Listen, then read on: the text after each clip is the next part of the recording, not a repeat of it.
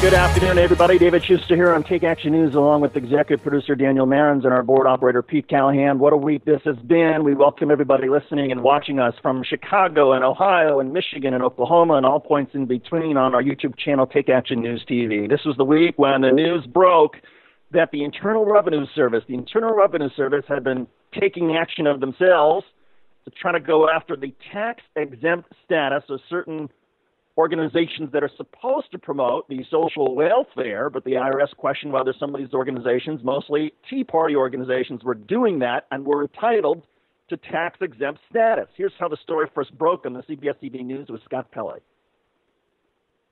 The Internal Revenue Service admitted today that some of its employees targeted conservative political groups for extra scrutiny in violation of its own policy and despite its earlier denials. Keep in mind, the IRS, they initially lied to Congress. When Congress asked if they were holding out Tea Party groups for any extra scrutiny, the IRS said no.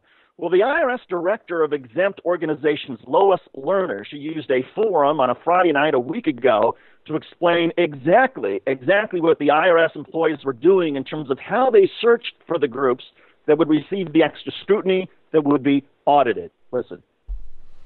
They used names like Tea Party or Patriots, and they selected cases simply because the application had those names in the title. That was wrong. The IRS would like to apologize for that. Oh, really? I don't recall the IRS accepting my apology in order to settle tax issues that I've had with them, Daniel Marins.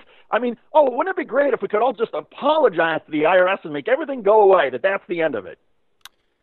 Yeah, David. I don't think we've yet seen full accountability for this scandal yet. We certainly had the resignation of the acting IRS commissioner, who I believe, and of course, these practices, it's worth noting, did occur under a Republican head of the IRS.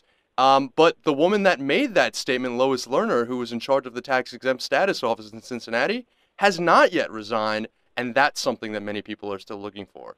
But it is worth noting that the IG report has not yet been completely made public yet, so we don't fully know the scope of these wrongdoings.